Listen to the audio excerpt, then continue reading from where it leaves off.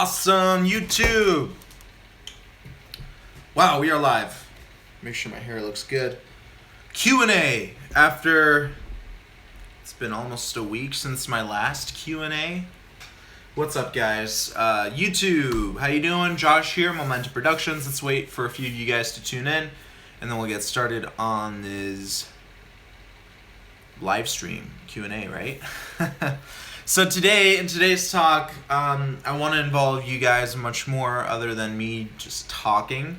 So ask me questions. It is a question and answer session, so I strongly encourage you to ask as many questions as possible. I'm not limiting any of my knowledge to these Q&As, so express, not express, but express yourself, but also ask questions. So again, like I said in my previous Q&As, a lot of people ask me how I started making money picking up a video camera and just filming and doing stuff. It's been a journey. It's not over, but it's been a journey. It's not just picking up a camera and just filming random stuff and hoping that it looks good, right? It takes a lot of training. It takes a lot of experience. You have to know how to communicate with people. You know how to be in social circles and how to be, just overall a talkative and social person. That is how I built my client list. That's how I have my clients that I have today, is because I was social, I was engaging, I was persistent. So that's what brought me to where I am today, and it's also taking me farther. Here's a good question. Hi, is there any key differences in the editing features between Sony Vegas Pro and Final Cut Pro? When it comes down to features and capabilities, capability-wise, they're both equally as good. But one very powerful feature that Final Cut has an advantage of is the rendering time. The rendering time on Final Cut Pro, I would say, is probably at least 3 times faster than Sony Vegas. At least. It's probably 4 or 5 times faster. I've had projects render in Final Cut faster than real time, which is unheard of. I've never expected a project to be rendered faster than in real time. Sony Vegas never was able to do that. So that's a really big feature that Final Cut has over Sony Vegas Pro. Any more questions, guys? I hope you have more questions. But yeah, that was the best. In terms of color correction, is Final Cut Pro better? No, not really. However, you can get a free program. It's actually one of the best coloring programs overall for video, not just for Final Cut Pro. It's called DaVinci Resolve Lite. It's complicated. It's not too user-friendly, but with enough tutorials on YouTube, you can easily start color grading. However, what I specifically use for Final Cut Pro, because it's actually built into Final Cut Pro, is called Colorista 4. This is a program supplied by a company called Red Giant. You can check out redgiant.com. You can try out a free trial of Colorista 4. I have footage. I have a tutorial video on my channel showing you exactly how I color my footage. So check it out.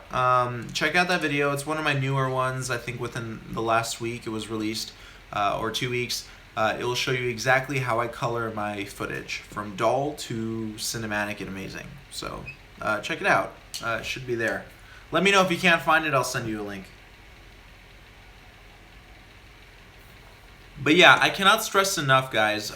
If you're a drone pilot, if you're any other sort of cinematographer, when it comes down to color is what makes your footage look amazing.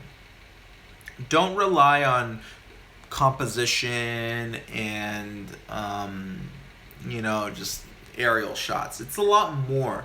Color adds depth. It adds personality. It adds style. So you have to know how to color footage in order to be a really great filmmaker. Unless you're working in a team and you have a professional colorist. Does CineStyle add more noise to footage? Okay, so CineStyle. So for those of you who don't know what CineStyle is, it is a plugin for, not a plugin, excuse me. It is a color style setting in DJI Mavic, in the DJI Mavic, or any other DJI drone for that matter. Here's the thing. I'm not going to answer that question because I'm releasing a new video specifically on my DJI Mavic Pro settings on Thursday. I shot it today, edited it today, so wait for Thursday morning when I release it. 11 a.m. Pacific Standard Time this Thursday. In 2 days there will be a new video showing you my color profile settings. But I'll give you a little bit. I can tell you a little bit right now. I don't use SignLike. I don't. And I'll stop right there. Wait for the video on Thursday. It's coming out. I'm going to tell you exactly what I recommend for coloring, for color settings or picture settings on your Mavic Pro. I know that's a very very good question. I just answer it on Thursday, so I'm going to keep it till then. Otherwise, I'm going to spoil it and no one's going to watch my video on Thursday. I don't want that. I answer your question in about within 5 minutes, so it's quick. Very quick. Yeah. Be right back. I'm going to switch accounts so I can sub twice. Haha. Thanks, man. I appreciate it. Thank you so much. It's very sweet. But yeah, guys, I've been getting a lot of emails, and these emails have been fantastic. I would say that was the chair. That noise, that's the chair. I would say a lot of the feedback I'm getting through my emails, it's really positive. 90% of the feedback I get on my videos is positive. 10% obviously hate comments, weird stuff like that, but 90-10 split is really good. That's a really high percentile, which encourages me to make more videos for you guys. So a 90% like rate, that's an A. So I want to thank you guys for supporting my videos and giving me advice on how I can improve them and giving me suggestions on what I should shoot and how I should shoot it. So I really appreciate that. There's a ton more coming, so don't worry about that. I have at least another 30 videos on my list right now that I need to start shooting soon. 30, that's tremendous. So, yeah, I have a lot of work to do for YouTube, but it's worth it, guys. If it helps you guys out, it's worth it. You really helped my glide cam work, by the way, and really inspired me to start filming more. Thank you, Kyle. I really appreciate that, man. Send me some of your work. I did a drone, I think a month or 2 months ago, I did something called Feature Your Drone Work on my channel. I'm still working on that. I don't know if you guys saw the ad that I created. It was basically show me your drone work and I'll pick the best and put it on my website and put it on my channel. I haven't had time to pick the best yet, so I'm probably gonna re-upload that ad and make it newer so people continue to send me their drone work.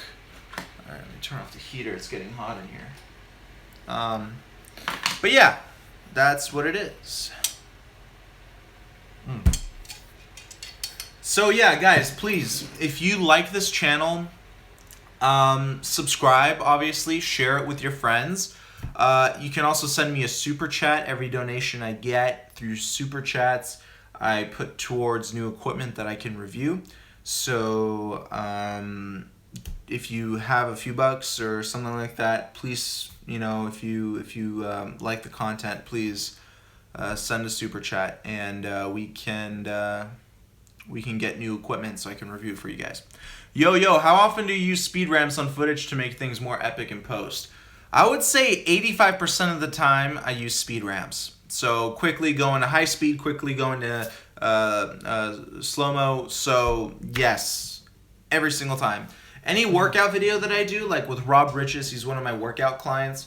A lot of his videos that I shoot use speed ramp ups and speed ramp downs. So check it out. Check out Rob Riches on YouTube and you'll see what I am talking about. But yeah, speed ramping is so important. It's so crucial because it just completely changes the energy, the flow of the video, and it creates a really epic and awesome look and awesome feel. The whole thing is that you want to make sure that the energy of the video never goes down. So either change the music, make it a more high tempo music, change the editing style, make quicker cuts. I hate static footage. I can't stand it. When something is static for more than maybe 5 seconds, I start to get a little anxious. I want dynamic movement in my footage. So I constantly, whether it's on a glide cam or on a gimbal, I constantly have my camera moving. I never like keeping it static because I just feel like the video will not go anywhere unless there's movement. That's just my preference. Maybe you guys like shooting in different styles, but let me know what you think about that. Vo Images, I see your drone movement tutorial. You saw my drone movement tutorial. Nice. Thank you for that. No, all right, awesome. Yeah, it's kind of an older video, I think, right? Maybe 2 months old. But yeah, thank you so much. How do you recommend building an audience? How do I recommend? Oh, good question, Kyle. Building an audience is, first off, let me just tell you how difficult and competitive it is out there. The best way to grow an audience is to I'm going to give you a big secret right now. And it might be obvious, but it's a big secret that helped me. And that is go on YouTube and see if there's any sort of video or anything that you want to learn that you can't find. And fill that void. For example, when I released my first Steadicam video on how to balance a Steadicam or a glide cam, there was maybe 1 or 2 videos on how to do it at the time. So I was like, why? Why should I struggle? Why should I let other people struggle? So I put up my own versions of how to balance a glide cam. Went viral. Almost 350,000 views already on that video. On my how to work a DSLR slider video, I think it's almost at 150,000 views. So these videos that I put up that go viral, they get hundreds of thousands of views. It's not because they're good videos, it's because they filled the void that YouTube was looking. So do a lot of research, find out what you really enjoy in cinematography or any other field, and see if there's any sort of topic that is not covered on YouTube. And you fill that void and you will build an audience that way. Also, you got to be persistent and you got to be consistent. So if you have a YouTube channel, you got to think of a schedule. Do you want to upload every day? Do you want to upload twice a week? Do you want to upload every other week or once a week? Stick to a schedule and be consistent with that schedule. And that's how you build your audience. When you do a subscription to, like, let's say a magazine, you decide before you sign up how often you want to get that magazine, right? So that's exactly, as a YouTube creator or content creator, you got to decide how often you want to release content and be consistent. That's how you keep your audience, and that's how you grow it as well. So I hope I answered your question there.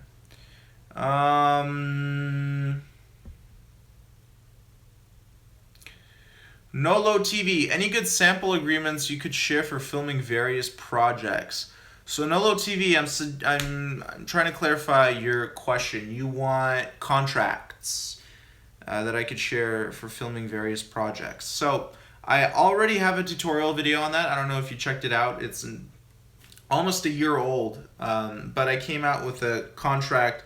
It's very standard, so you might want to make the prices higher, make the prices lower, but I already have a video on how to properly create a contract. And check it out. Just type in Momentum Productions contract. Boom, and my video should pop up. Watch it. If it doesn't make sense, comment or email me, and I'll make sure to answer that question in a future video. I plan on making a newer version of that video on how to charge your clients and how to come up with agreements. Just cracking my neck. Under a little bit of stress, so my neck is like, Um, Sean KM, I'm not good with creating title treatments for intros, closes, etc. That seems like a whole skill in itself. Should I outsource to Fiverr? Any good resources you might suggest you use for graphics? So, Sean KM, I don't know if you research any plugins, like I don't know what video editor software you use, but stuff like Final Cut Pro has a ton of plugins that have pre-built graphics. All you gotta do is add in the text and maybe change some colors. Fiverr is great, but the problem with Fiverr is that you constantly have to be investing money on each project that you make. With these plugins for Final Cut, you only have to invest money once and never do it again. And you get full customizable options of these animated graphics. They're already animated for you. All you gotta do is change the text and the color, maybe some positioning, but you can do it yourself. Technology has reached to that point where everything is basically automated, and unless you need specific graphics, I don't think you need Fiverr right now. I really don't. There's so many pre-built plugins with really cool animations for Final Cut Pro and Premiere Pro. So I don't think you should really worry about hiring someone from Fiverr.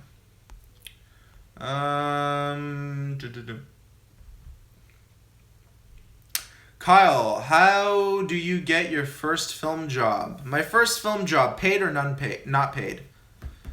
Answer me that. Right, just something to cover all grounds to start off, but I'll check it out. Thank you. Okay, awesome, Nolo. No worries, man. Do you have any Final Cut Pro how-to videos? I do. I do have some tutorials on Final Cut Pro.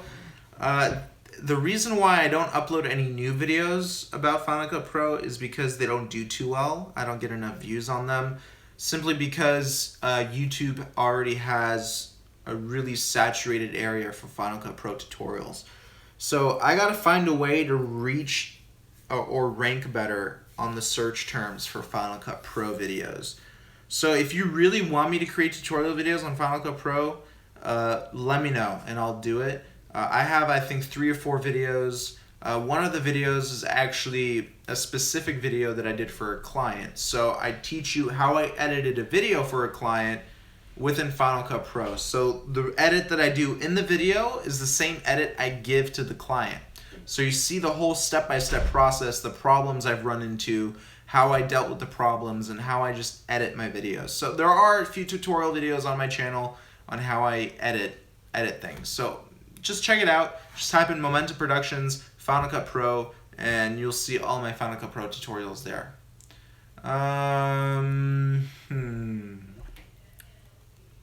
Kyle Conway, paid film job. So Kyle wants to know how I got my first paid film job. I'm trying to remember which one it was.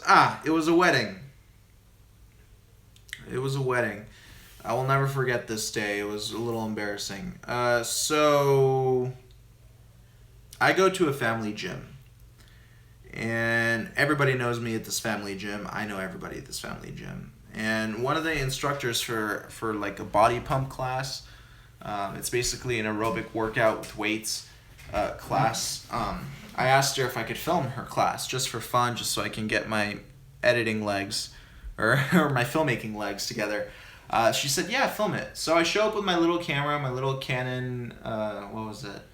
HF something, or I don't remember. XF 100, I think it was. Or XA10, that's what the camera was that I was using.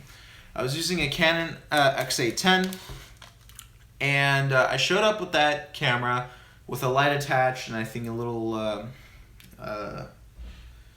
what's it called? I keep forgetting the name. A little boom mic attached. And one of the people who was taking the class comes up to me and she says, hey, are you available to shoot a wedding on this day? And I was like, yeah. And she asked me how much I charge. And she was my first professional client, so I gave her a really good price. I said $150 for a 8-hour shoot. You know, I was young, I was naive. I was like, okay, $150, my first professional shoot. You know, done. So that was my first paid job. It was a very weird experience for me because I never shot anything professional before. I never shot a wedding, and she was expecting a lot out of me. So I don't think she knew. I don't think she knew that I was an amateur. But overall, she was very happy with the project. Obviously, compared to my work now, it's completely different. How old? I think that was the question. How young were you? I was 18. 19. I was 19 years old.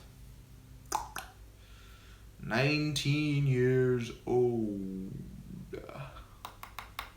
Wow, it's been that long. It's been very long. But yeah, I was 5. That was 5 years ago. I was 5. I was 19. I'm 24 now, so yeah. When did you pick up filmmaking? When did you pick up... I think your question is, when did you pick up filmmaking? From Kyle. I started messing around with filmmaking at... I think I was 17, 18, something like that. My first camera was a Canon Vixia. These little camcorders. I don't even think they make them anymore. It was like a little HD camcorder. But yeah, it was a lot of fun. But yeah, I just started picking it up, filming random stuff, and it works. It worked for what I wanted it to do. I mean, it taught me a lot of things. Just messing around with video cameras taught me a lot of things. Any more questions? Let me know.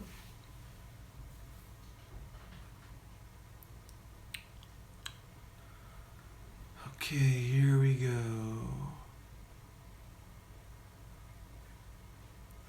Hey Josh, Chance here. Can you talk a little about the in-person training you offer clients? Still need to do our GlideCam training. Okay, Sky Image. Hey, what's up, Chance? How you doing, man? Good to see you. Okay, so I honestly don't. It's not listed on one of my services on my website, but Chance reached out to me. He was asking, because Chance was actually one of the 5 people that reached out to me within the last month or two, who are in the LA area wanting to do like a GlideCam workshop. So one of the first people who reached out to me, I think, was in 2014 when I released one of my first GlideCam videos, tutorial videos. He met up with me. We went to like a diner or something like that. We had lunch. We talked about things, our filmmaking projects and stuff like that. And then we went in the parking lot, and I showed him how to set up the GlideCam. It took us I think 2 hours for him to really get a grasp on how to properly pan using a GlideCam, tilting shops, tilt and drops, raise and tilts, all those kinds of different cinematic moves with GlideCams. What he struggled with, and what I think everyone struggles with, is obviously the balancing aspect. I know people think that it's simple. You got to put the counterweight to match the upper portion of the GlideCam, but it's really not that simple. It's not only about the weight, it's how you maneuver the GlideCam as well. So in this training that people ask me to do with them, I make sure they understand the technology behind a 3-axis gimbal and how it works and how it responds to your movement. Once people understand how it responds to movement, then they start saying, oh wow, so I can't jerk to the left or I can't jerk to the right. They start anticipating what the GlideCam will do if they move in erratic movements. So, move erratically, I mean. So that's what I explain in these little tutorial workshops that I do. And it takes a few hours. I start off by watching you work. I want to see exactly how you work with the GlideCam. I'm going to take down some notes, see how we can improve it. And then we start from scratch after you show me what you do. I teach you exactly how to properly balance it. And once you master balancing, guys, GlideCam shouldn't take you more than 2 to 3 minutes to set up. I think my best time was like 1 minute and 52 seconds, something like that. So with wacky settings, like with settings with a lot heavier camera. So I had to rebalance my whole system, take off weights, put on weights, drop the gimbal, raise the gimbal. So after my workshop, all these guys that I train picked up the glide cam and just boop, perfect shots. My promise is that, you know, glide cams, what's interesting about them is that once you learn how to operate a glide cam, you'll never forget how. It's like riding a bike. Once you learn how to ride a bike, you'll never forget how. So that's the point of these workshops. So I hope I answered that question. I know it's kind of a long answer, but yeah. Kyle, I'm young, 15 years old, so I was just wondering, I just saved up and invested in a Canon 70D. Been messing around for a couple of months now. Alright, I hope there's a question coming. The Programmer X. So if you have a budget of $1,000, what will be your must-haves? $1,000. Now, are you talking about like a camera and a lens, or like film accessories? Because $1,000 in filmmaking, it's not a lot of money. But let me know what you want to spend that $1,000 on. That will help me answer the question. Yeah, $1,000. Oh, guys, I wish $1,000 could get you the best camera on the market, but $1,000 will barely, if you're lucky, will pay off a lens, a decent lens. It doesn't even pay off a Zeiss. So, so $1,000, man, it's tough. Kyle says he's going to Hawaii in a week. Tips for travel videos. Shoot at 60 frames per second. Stability is important. Make sure you have a gimbal with you, some sort of, you know, stabilizer, Steadicam. Details are very important. Close-ups, ultra close-ups, ultra wide angles, you know, dynamic movements, very important. Again, it's a vague question, so I can't really answer it that well, but travel videos, I honestly feel like you have to make the settings in your camera as versatile as possible. That way, when you go in post-production and editing, you have a lot of flexibility with how you can change the colors, how you can slow down the footage, speed up the footage. So if you can shoot in 60 frames per second, shoot in 60 frames per second. And manual settings, depending on how good your camera is with autofocus, I usually leave the autofocus turned off. However, if you have like an A7R2 like I do, focus is phenomenal with that camera and it does an excellent job of tracking subjects, then yes, keep autofocus on. Alright, so I hope I answered your question on that. But 3 key things: stability, what was it? Close-ups on subjects. What was it? Details. And the third one was, wow, my mind is blanking. I'm a little tired. The third one, what's the third tip? Versatility. Make your footage versatile. Okay? Make it so you can use it in a whole bunch of different projects if you need to. You can use it as B-roll footage, or just make it easy to work with. That's the best advice I can give you. What's it like getting through TSA with your gear? Side question. Canon 70D has good autofocus, so I should leave it on during, right? What's it like TSA? I've gotten searched, I think, each time I've been leaving. Like, I've been to Chicago, Kentucky, and Australia. I would say going to Chicago was a pretty bad experience. When I went to the Dominican, they also searched me. So it's basically, if you have a lot of batteries in your suitcases or in your carry-on especially, they're going to stop you. I have probably 12, 13, 14. I was traveling, I think, with like 15 or 20 batteries.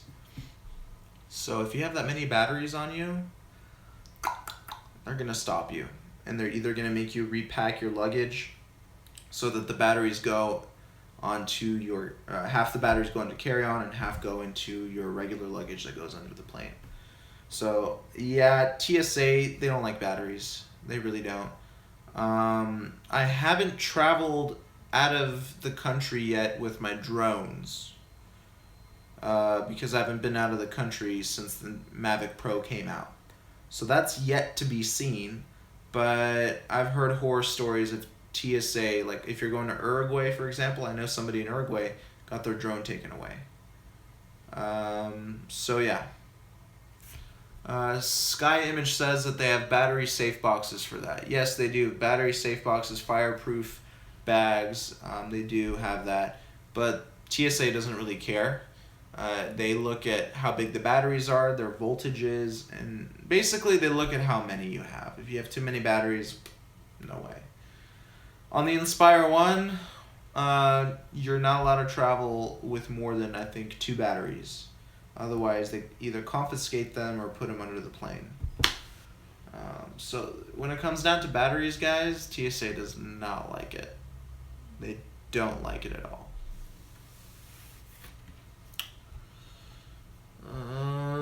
What else? What else? Any more questions, guys? I think we have about 5 minutes left, and then we'll call it a night. It's actually a little chilly today in Los Angeles area. It's like 62 degrees. I want the 100 degree weather already. I miss it so much. I love the sun. Any more questions, guys? Any more last minute questions? Don't be shy. Don't be shy.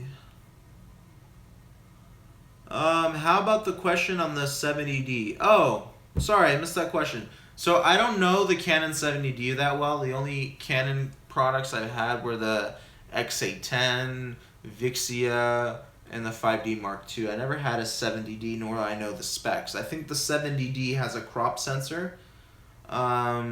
So when it comes down to autofocus, honestly, only you would know if you have a 70D. If you feel like it does a really nice job of tracking focus, then yes, leave it on. But that's honestly up to you. If you're on a stabilizer and the 70D does a great job of tracking focus, then yeah, leave it on. But I know that a lot of people turn it off, on a glide cam especially. Thoughts on the Inspire 2 versus the Inspire 1? Great question, my friend. So, Inspire 2, in my opinion, is way too expensive. I think the price is just absolutely ridiculous. However, when it comes down to comparing the two drones, obviously the Inspire 2 is better, mainly because of its redundancy features. I feel like the dual battery compartments, the dual signal cables that go to the power, that go to the motors, dual GPS, dual compass, the obstacle avoidance in the front, obstacle avoidance on the top. I think that's all fantastic. But when it comes down to picture quality, I don't think the picture quality is that much different compared to the Inspire 1 RAW. So basically what I feel like you're paying for on the Inspire 2 is for the redundancy features. You're definitely paying for the redundancy features on there. I won't be getting the Inspire 2. I don't need it. It's too big of a drone for me to carry around. And honestly, it's not that much faster than the Inspire 1. That was my biggest issue with the Inspire 2 and why I won't be getting it. Eventually, I hope they come up with a drone that can fly 75 miles an hour, 80 miles an hour. Because I shoot car videos as well, and I want to be able to get up in the air and fly as fast as the car. So it would be great if they eventually come up with a drone and a gimbal capable of handling all that wind resistance. And the DJI Ronin 2 actually can withstand 75 mile per hour winds with a 30-pound payload. That's great. That's fantastic. I want that on a drone, the size of the Inspire or even smaller. So until they come up with a drone that can do that, I'm not interested. So yeah, I hope that answered your question.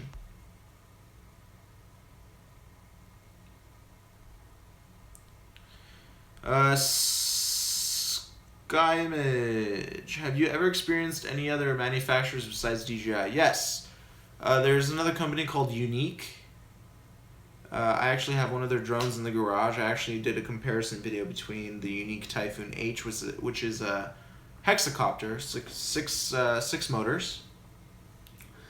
It's a cool drone. My biggest complaint about it was the remote controller.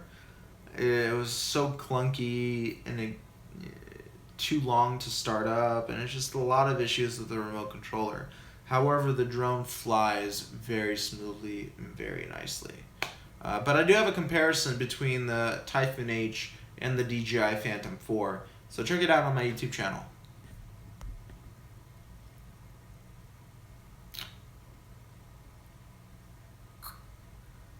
Alright, what else do we have here? Backwood Tennis, your thoughts on color grading with lookup tables. So let's stand for lookup tables. Any favorites? So here's the thing. Colorista 4, that plugin for Final Cut Pro, has some built-in LUTs that work really well with D-Log. They work well with... Actually, it works the best with S-Log, which is the Sony log color profile. So I was actually the happiest with using my Sony camera with Colorista 4's lookup tables. I thought those were great. So yeah, lookup tables are fantastic, and there's a ton of them online that you can get for free to match your color profile on your camera. And it just helps with color grading as well. That's the only reason why you should be using a lookup table, is to help you color grade. Any more questions? These were fantastic, guys. Thank you so much. Alright, guys, so I'm going to be calling it quits for tonight. I'm exhausted. I need some more coffee in my system. But if you have any more questions, continue commenting on this video as soon as it ends, this live video, because I'll be looking at it for next time, for my next Q&A. That way I can answer the unanswered questions for this one. So I really appreciate you guys for watching, supporting this channel. Again, you can support this channel by throwing a few bucks via the super chat. All this money goes towards new content, getting new equipment specifically for reviewing, and then giving away the equipment. So if you can donate, please do so. If not, please subscribe and share this video with your friends and this channel. I would really appreciate it. Alright, more footage to come, guys. My next video will be on Thursday morning on the DJI Mavic Pro camera settings. So stay tuned for that video. Alright, guys, I'll talk to you soon. Thank you. Bye-bye.